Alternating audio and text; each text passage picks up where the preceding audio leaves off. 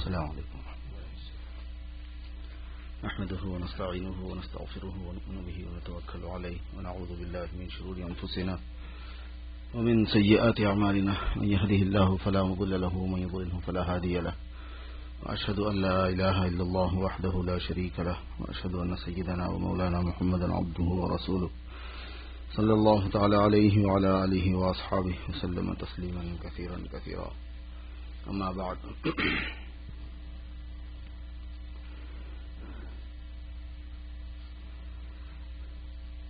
بزرگان محترم،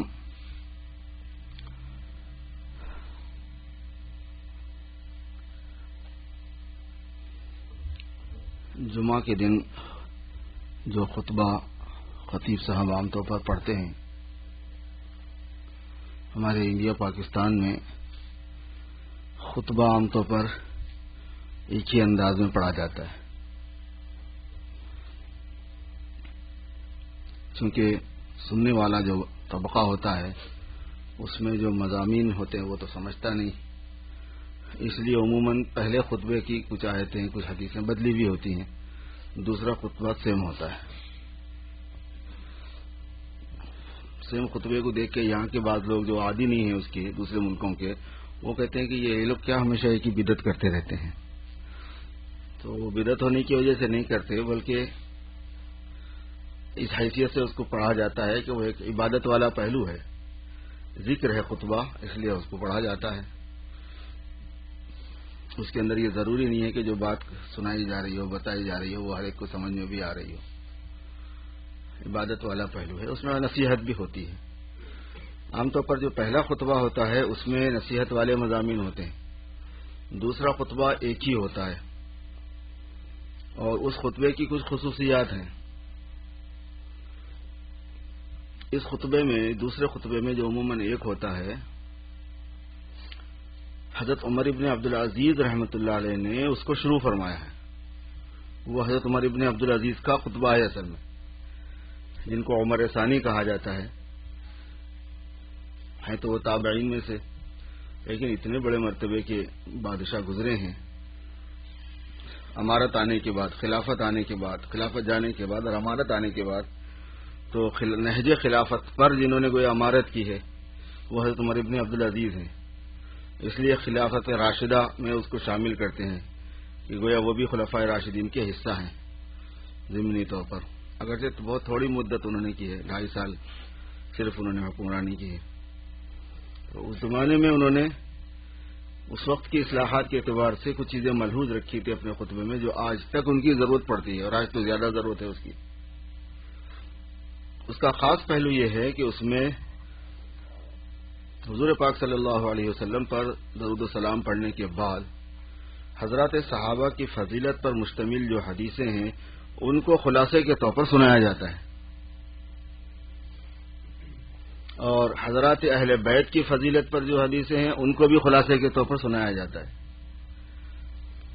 چونکہ جو حضرات صحابہ کے تائید کرنے والے، حمایت کرنے والے تھے، جو کہ زیادہ تھے، تو کچھ لوگ جو اہل بیت کی محبت کا دعویٰ کرتے تھے وہ یہ سمجھتے تھے کہ یہ لوگ اہل بیت کے مخالف ہیں۔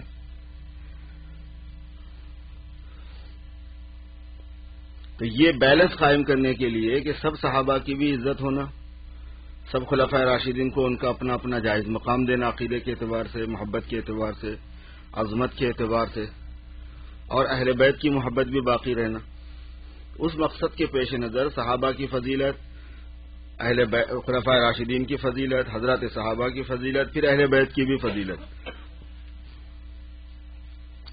جس میں حضرات حسنین کا نام بھی آتا ہے، بی بی فاطمہ کا بھی نام آتا ہے، اور اسی طریقے پر حضرت علی کے لیے خاص لفظ استعمال کیا جاتا ہے، اور پھر مہاجرین اور انصار اور خلفائے راشدین جو سب کا ذکر آئے، کیونکہ ایک ایمان والے کو سب سے محبت ہونا ہے، وہ شروع کیا گیا۔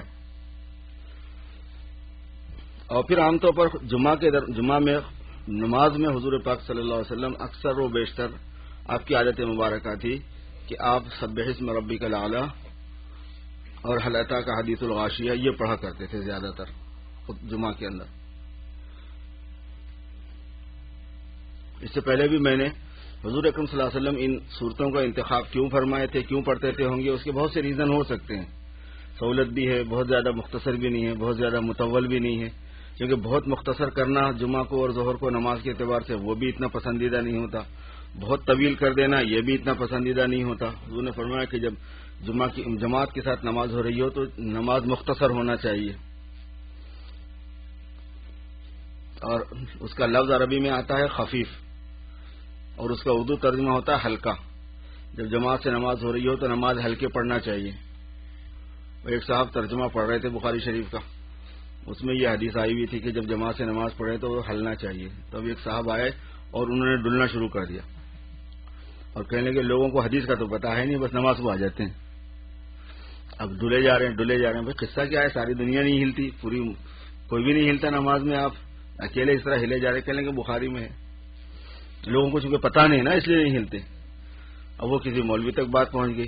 مولوی نے اس کو دیکھا، کہیں گے بھائی یہاں پہ تو فلیخفف الصلاۃ ہے، نماز کو ہلکے پڑھو. تو ہلکے سے مراد مختصر ہے. لفظ مختصر کے لیے اردو میں ہلکا بھی لفظ بولا جاتا ہے. بھائی ذرا ہلکا ہاتھ رکھنا، مطلب زیادہ مشقت والا کام نہیں لگانا، کم کام لگانا. تو نماز بہت زیادہ طویل بھی نہیں ہونی چاہیے، بہت مختصر بھی نہیں ہونا چاہیے. لیکن جن صورتوں کا آپ صلی اللہ علیہ وسلم نے انتخاب فرمایا اس میں کچھ خاص وجوہات بھی ہیں، ہو سکتی ہیں، اللہ عالم بحقیقت ہی. غور کرنے سے اس کے مضامین کے اندر کچھ باتیں ایسی ہیں جس کے آدمی تھوڑا سوچنا چاہیے. ایک بات یہ ہے جو سب سے آخر میں عام طور پر سبح اسم ربک الاعلی میں ہوتی ہے، وہ یہ ہے کہ اللہ تبارک و تعالی نے کچھ باتیں فرمائی، پھر اس کے بعد فرمایا کہ یہ باتیں ہم نے اس سے پہلے حضرت موسیٰ و حضرت ابراہیم کے صحیفوں میں بھی بیان کیے ہیں. کیونکہ پچھلے صحیفوں کے حوالے بھی قرآن پاک میں بہت دیے گئے ہیں، اور اللہ پاک کی نازل کردہ باتیں اصولی طور پر سب ایک ہی ہوتی ہیں. مسائل میں فرق ہوا ہے، پہلی شریعت والوں کے مسائل الگ تھے، بعد کی شریعت والوں کے مسائل تھوڑے سے الگ ہوئے. اب جیسے اخیر میں اللہ تبارک و تعالیٰ نے ارشاد فرمایا کہ قد افلح من تزکا، کامیاب وہ آدمی ہوتا ہے جو اپنے نفس کا تزکیہ کرتا ہے. جس نے تزکیہ کیا وہ کامیاب ہوا. اس کا مطلب یہ ہوتا ہے کہ نفس تزکیے کے معنی اصل پاک کرنے کے ہیں. پاک کرنے کا مطلب یہ ہے کہ بندہ ناپاک ہے. پاکی کا مطلب یہ ہے کہ ناپاکی ہے. اچھا، یہ آیت ہر ایک پر اپلائی ہوتی ہے، ہر ایک کو کہا گیا ہے. عام انسانوں کی بات ہو رہی، انبیاء کی بات نہیں ہو رہی، کیونکہ تزکیہ ان کا آلریڈی پہلے سے ہو چکا ہوتا ہے. تزکیہ تو سب کا ضروری ہے، لیکن وہ مزکا ہی پیدا ہوتے ہیں، اسی وجہ سے وہ معصوم ہوتے ہیں. مگر ہر انسان کے لیے یہ بات سمجھنے کی ہے کہ اللہ تعالیٰ نے فرمایا کہ کامیاب ہوتا ہے وہ جو تزکیہ کرتا ہے. تو معلوم ہوا کہ آدمی مزکا نہیں ہے، ہر انسان ناپاک ہے، اس کو اس کا فہم ہونا چاہیے پہلے.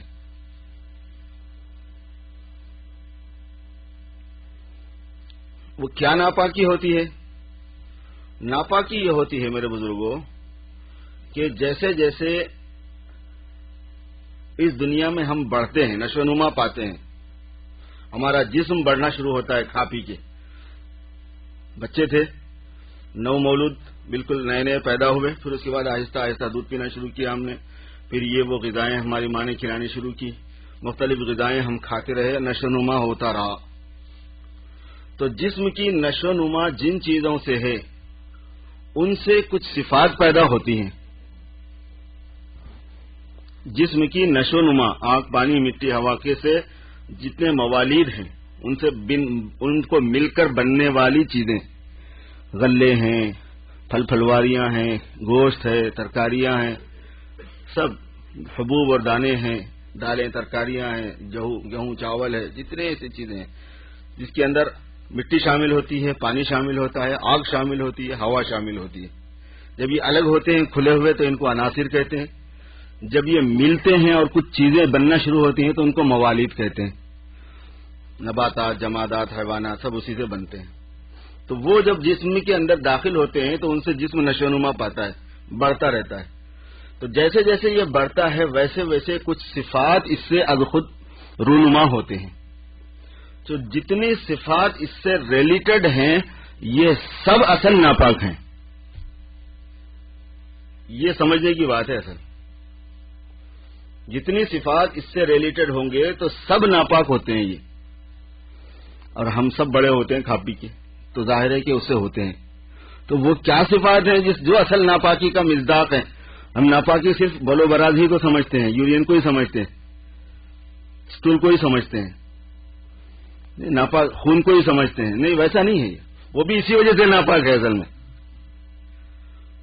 کہ ان کی تحلیل ہو کے ان پر کوئی خاص حکم نہیں لگا، اس لیے ایز اٹ از ہیں وہ، اس لیے ان پر ناپاک ہونے کا حکم ہے.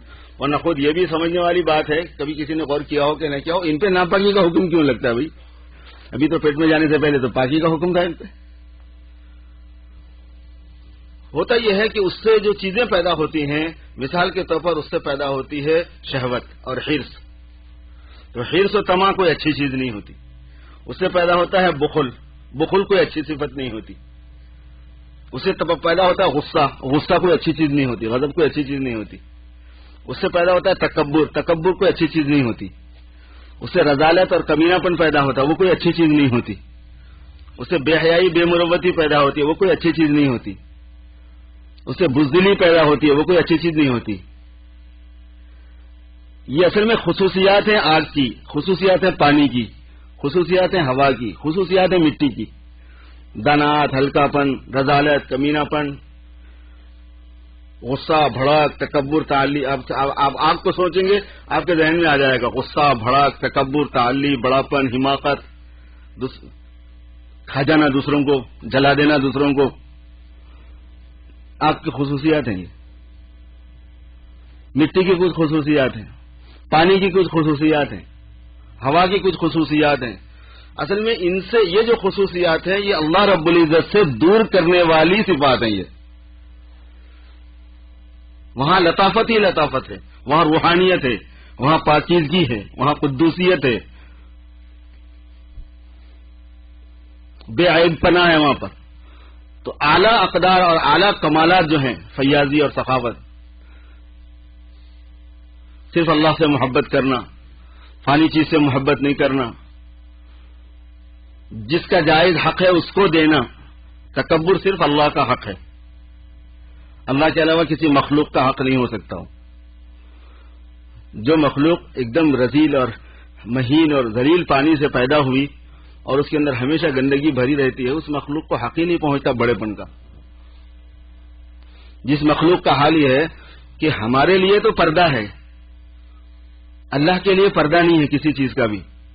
اللہ تبارک و تعالیٰ کے لیے ہمیں باہر سے جیسی چیز نظر آتی ہے، حق تعالیٰ کو اندر سے بھی باہر کوئی بھی چیز اندر سے بھی بالکل اسی طرح اس سے زیادہ نظر آتی ہے. ہمارا دیکھنا کدھر ہے، اللہ پاک کا دیکھنا کدھر ہے. ان کو اندر سے بھی ویسے نظر آتا ہے. اب یہ جتنے بیٹھے ہوئے ہیں، امیر بھی ہیں، غریب بھی ہیں، پڑھے لکھے بھی ہیں، بے پڑھے لکھے بھی ہیں، خوشحال بھی ہیں، بدحال بھی ہیں، بڑے بڑے خاندانوں کے ہیں، بڑے گھرانوں کے ہیں، نوابزادے ہیں. امریکہ میں آ کے پتہ نہیں چلتا کون نوابزادہ ہے، کون فلاں زادہ ہے، مگر ہیں اکثر ایسے بڑے بڑے. مگر اگر ہمارا اوپن کر دیا جائے، پردہ چاک کر دیا جائے، اوپر کی کھال نکال دی جائے، اندر سے کھول دیا جائے، اچھا الٹ دے تھوڑی دیر کے لیے تھیلا، کیا ہے اندر؟ یہاں بیٹھنے کے قابل ہے کوئی؟ ناپاکی اس میں بھری ہوئی، پیشاب اس میں ہے، پاخانہ اس میں ہے، خون اس میں ہے، پیپ اس میں ہے، لعاب اس میں ہے، تھوک اس میں ہے. جو پانی گوشت میں اس میں ادھر ادھر دوڑتا رہتا ہے جگہ جگہ، وہ خود کون سا خوشبودار ہوتا ہے. اب اگر ایسا آدمی تکبر کرے گا تو ان کو غصہ نہیں آئے گا؟ اس کا حال دیکھو، انسان کو دیکھو تو صحیح. قتل الانسان ما اکفرہ، ناس ہو انسان کا، کتنا ناشکرا ہے. اللہ تعالیٰ فرما رہے ہیں قتل الانسان، انسان مارا جائے. یہ قتل الانسان یہ کوسنے والا جملہ ہے. انسان کی ناشکری اگر کسی کے سمجھ میں آئے تو وہ خود ہی کوسے گا. تو اللہ تبارک و تعالیٰ نے بہت جگہوں پر ایسا کیا ہے کہ آدمی کو قرآن سے باہر نکلنے نہیں دیتے کہ تجھے کوسنا دل بول رہا نا تو باہر جا کے کوسنا، اندر ہی کوس دے، قرآن میں ہی رہ جا. وہ راز لکھا ہے علماء نے کہ اللہ تعالیٰ قتلہ کیوں بول رہے ہیں، ان کو مارنا ہے تو مار دے. آدمی کا یہ ہے کہ وہ نہیں مار سکتا تو وہ بد دعا دیتا ہے کہ وہ مر جائے. اللہ تعالیٰ کیوں بول رہے ہیں کہ وہ مر جائے؟ کہہ رہے ہیں کہ بندہ جو شکایت میں کر رہا ہوں انسانوں کی، وہ شکایت ایسی ہے کہ جس کے سمجھ میں آئے گا وہ بندے کو گالی دینا چاہے گا، برا کہنا چاہے گا، کوسنا چاہے گا. تو قرآن کے باہر جا کے کوسنے کا کیا، اندر بیٹھ کے کوس، قرآن پاک کی تلاوت بھی ہوتی رہے اور کوسنا بھی ہو جائے تیرا. قتل الانسان کا ستیہ ناش ہو، مارا جائے انسان. ماں اکفرا، کتنا نا شکرا ہے. من ای شیء خلقہ، کس چیز سے پیدا کیا ہے اس کو. من نطفہ، ایک نطفے سے تو پیدا کیا. خلقہ فقدرہ ثم السبیل یسرہ ثم اماتہ فاقبرہ ثم اذا شاء انشرہ. پیدا ہوتا ہے، بڑا ہوتا ہے، اس دنیا میں آنے کا راستہ بنتا ہے اس کے لیے، پھر اس دنیا میں پروان چڑھتا ہے، پھر مرتا ہے، پھر قبر میں جاتا ہے، پھر اس کو اس میں سے نکالا جائے گا. کیا ہے اس کے پاس تکبر کرنے کے واسطے؟ وہ گندی صفت اس لیے ہے کہ زیب نہیں دیتا ہم کو. تو حضور پاک صلی اللہ علیہ وسلم جمعہ میں یہ آیت، یہ سورہ پڑھتے تھے اکثر. تو جمعہ میں یہ سورہ پڑھنے کی وجہ یہ ہے کہ آدمی کا ذہن ادھر منتقل ہو اور سوچا کرے وہ اس بات کو. قد افلح من تزکا، کامیاب وہ ہوگا جس نے پاکی اختیار کی، پاک کیا اپنے کو. تو پاک کرنا جو ہے، ایک ہوتا روزانہ شاور لینا. جب استنجا وغیرہ کا تقاضا ہو جائے تو استنجا وغیرہ سے فارغ ہو کے پانی وغیرہ اچھا استعمال کرنا، اور پانی بھی استعمال کرنا، ٹشو بھی استعمال کرنا. پہلے ٹشو استعمال کرنا، پھر پانی استعمال کرنا، دونوں کرنا افضل ہے. قرآن پاک میں پاکی حاصل کرنے والوں کی تعریف کی گئی کہ فلاں مسجد میں لوگ ہیں کچھ، وہ بہت پاک رہتے ہیں، اللہ پاک پاکوں سے بہت محبت کرتا ہے. تو حضور پاک صلی اللہ علیہ وسلم نے ان سے پوچھا کہ آپ لوگوں کی قرآن پاک میں تعریف آئی ہے. فیہ رجال یحبون ان یتطہروا، اس مسجد میں ایسے لوگ رہتے ہیں جو پاک رہنے کو پسند کرتے ہیں. تم لوگ کیا کرتے ہو؟ تو عرب کے اندر پانی بہت کم پایا جاتا تھا، بہت ہی ضرورت کے لیے استعمال ہوتا تھا، لیکن پاک صاف ہونے کا ایسا احساس تھا حضرات صحابہ کو. انہوں نے کہا کہ ہم لوگ پہلے ڈھیلا وغیرہ استعمال کرتے ہیں جو اس زمانے میں ٹشو وغیرہ کی جگہ پر استعمال ہوتا تھا، اور پھر اس کے بعد انہوں نے کہا کہ ہم اس کے بعد پھر پانی بھی استعمال کرتے ہیں.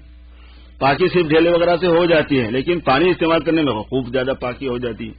تو یہ جو پاکی ہوتی ہے استنجا وغیرہ سے پاک کرنے کی، وہ پاکی بھی، شاور لینے کی، صاف ستھرے رہنے کی، صاف ستھرے کپڑے پہننے کی، پسینے کی بو وغیرہ کو مٹانے کی، یہ پاکی بھی مطلوب ہے کہ ظاہری پاکی کا آدمی مکلف ہے، اس اعتبار سے بھی خوب پاک رہے. لیکن یہ پاکی اتنی قابل لحاظ نہیں ہے، اتنا بڑا کام نہیں ہے جتنی پاکی اندر کی بڑی ہے. اگر اسی ناپاکی کے ساتھ ہم مر گئے تو یہ پاکی اتنے خاص کام آنے والی نہیں ہے. اس ناپاکی کے ساتھ اگر ہم مر گئے، جو ناپاکی ہمارے اندرون میں ہے، جو گیا بائی برن ہمارے اندر آ رہی ہے اور بائی گروتھ ہمارے اندر بڑھ رہی ہے، پروان چڑھ رہی ہے، ان عناصر کی وجہ سے، ان موالد کی وجہ سے جو صفات ڈیولپ ہوتی ہیں، وہ اگر ناپاکی دور نہیں ہوئی تو یہ ظاہری پاکی اتنا کام آنے والی نہیں ہے. اس لیے فرمایا قد افلح من تزکا، کامیاب وہ ہوا جس نے پاک کیا اپنے کو. اب بتائیے کہ وہ کتنا کام ہوگا، کتنا اہم ترین کام ہے. اسلامی تعلیمات شروع سے لے کے آخر تک جو ہے وہ دراصل اسی تطہیری نظام کے لیے ہیں. عقیدوں کی لین سے، عبادات کی لین سے، معاملات کی لین سے، معاشرت کی لین سے، اخلاق کی لین سے، جتنا اسلامی تعلیمات کا وہ ہے پورا مجموعہ ہے، وہ اس باطنی نظام کی ہی لیے ہے اصل میں. وہ کیونکہ وہ بہت بڑا پروسیس ہے، محنت کرنی پڑتی ہے اس کے لیے، جدوجہد کرنی پڑتی ہے اس کے لیے. اور پھر اللہ کا نام کثرت سے لینا. وذکر اسم ربہ فصلی، اللہ کا نام لیا اور نماز پڑھی. پھر اللہ تعالیٰ شکایت کر رہے ہیں بل تؤثرون الحیات الدنیا، بلکہ تم تو دنیا کی زندگی کو ترجیح دیتے ہو، اس کو تم نے مقدم کیا ہوا ہے. والآخرۃ خیر وابقی، اور آخرت کی زندگی بہتر بھی ہے اور باقی رہنے والے بھی ہے. پھر فرمایا ان ھذا لفی الصحف الاولی، یہ باتیں پچھلے صحیفوں میں ہم نے کہی ہیں، تمہیں بھی بتائی جا رہی ہے، پہلے بھی یہ باتیں کہی ہوئی ہیں. ہر پیغمبر کو یہ بات سمجھائی جاتی ہے، ہر انسان کو یہ تعلیم دلائی جاتی ہے، ہر انسان تک یہ پیغام پہنچے، اس کو یہ کرنا ہے. اور وہ پچھلے صحیفے جس میں یہ مضمون آیا ہے کہاں تھے؟ وہ صحف ابراہیم و موسیٰ، ابراہیم کے بھی صحیفوں میں اور موسیٰ کے بھی صحیفوں میں. حضرت موسیٰ علیہ السلام کی جو صحیفے تھے وہ، اور الواح جو تھے تورات کی تختیاں ان میں، اور ابراہیم علیہ السلام کو جو صحیفے دیے گئے ان میں اللہ تبارک و تعالیٰ نے ان باتوں کو بہت تفصیل سے بیان فرمایا. ایک سورہ اس میں اور تھوڑی تفصیل اس کی بیان کی گئی کہ وہ ابراہیم و موسیٰ کے صحیفوں میں کیا بات تھی. اس میں اللہ تبارک و تعالیٰ نے ایک جگہ فرمایا کہ املم ینبأ بما فی صحف موسیٰ، کیا ان لوگوں کو پتہ نہیں ہے کہ موسیٰ کے صحیفوں میں ہم نے کیا کہا؟ وَإِبْرَاهِيمَ الَّذِي وَفَّى، اور وفادار ابراہیم کے صحیفوں میں ہم نے کیا بات کہی؟ ابراہیم بڑے وفادار تھے، جب اللہ ان کا نام لیتے ہیں تو ان کے ساتھ ایسے محبت والے الفاظ بھی استعمال فرماتے ہیں، ابراہیم الذی وفا، وفادار ابراہیم۔ ابراہیم کا صحیفہ بھی بول سکتے تھے نہیں، لیکن ایک شان تھی ان کی، خلت تھی ان میں، خلیل تھے نا، وہ خلیل اللہ تھے، ایک خاص دوستی تھی اللہ پاک کو۔ وہ ابراہیم الذی وفا، اس کے بعد بڑی تفصیل ہے، اللہ تزر وازرۃ وزر اخری وان لیس للانسان الا ما سعی، کہ ایک آدمی دوسرے آدمی کا بوجھ نہیں اٹھائے گا، یہ ہم نے پہلے بھی بتایا ہے، یہ تمہیں بھی بتا رہے ہیں، ہر ایک کو اپنی تیاری کرنی ہے۔ یہ چونکہ بہت سی لمبی آیتیں ہیں، انشاءاللہ تعالی اس کا مضمون میں پھر عرض کروں گا، سنتوں کا وقت ہو گیا ہے۔ اس سے پہلے ایک بات عرض کرنی ہے، وہ یہ ہے کہ سال میں ایک مرتبہ آپ کو پتا ہے کہ شب برات کے موقع پر، یعنی شعبان میں، ابھی تو رجب نہیں شروع ہوا، اس کے بعد شعبان آئے گا، اس میں ہمارے یہاں فنڈ ریزنگ ہوتی ہے، تو اس کی ہم لوگ تیاری کر رہے ہیں۔ تھوڑا اس سلسلے میں تقاضے آپ کے سامنے آتے رہیں گے، ذہن میں رکھنا، اس کا ساتھ دینا۔ ابھی میں کوئی بات نہیں کہنے جا رہا ہوں، لیکن ایک بات آپ کے کان پہ ڈال رہا ہوں تاکہ ذہن میں رہے اور آپ ہیلپ کریں ادارے کے واسطے۔ ایک بات دوسری عرض کر دینی تھی تاکہ کسی کا ذہن خلجان میں نہ رہے۔ یہ جو آپ کو گرینری باہر نظر آ رہی ہے ہمارے اسکول کے اطراف میں، یہ ہم چندے کے پیسوں سے نہیں کرتے، یہ چونکہ ایسی چیزوں میں چندہ لگانا صحیح نہیں ہوتا، جو زائد خرچے ہوتے ہیں وہ کسی کے چندے سے نہیں کر سکتے۔ تو یہ آپ کو بتا دے رہے ہیں کہ آپ یہ سمجھیں گے کہ چندہ کر کے یہ لوگ دیکھو کیسا کر رہے ہیں، ایسا نہیں ہے بات، وہ تو ضروری چیزوں میں جاتے ہیں۔ پھر یہ کچھ ساتھی اپنے خرچے سے یا لوگوں کو بول کے کہ ہم یہ کرنا چاہ رہے ہیں، اسی لیے تھوڑا سا تعاون لیتے ہیں۔ اس سلسلے میں ماشاءاللہ ہمارے ریاض چودھری جو زینت انفوریم والے ہیں، ان کا بڑا کردار ہے، وہ ہمیشہ ہمارے پاس اس کی فکر رکھتے ہیں، اور ایک ریاض الحسن ہے، ان دونوں نے مل کے اطراف میں جو ہمارے ماشاءاللہ گلکاری کی ہے، اللہ تعالیٰ ان کو جزائے خیر دے۔ تو یہ بھی آپ کے علم میں لانے کے لیے ہی میں نے عرض کر دیا کہ الحمدللہ تعالیٰ کوئی جو تعاون آپ حضرات کا ہوتا ہے وہ ضروریات میں اور اہم جگہوں پہ خرچ ہوتا ہے۔ وہ سنتیں پڑھ لیجیے۔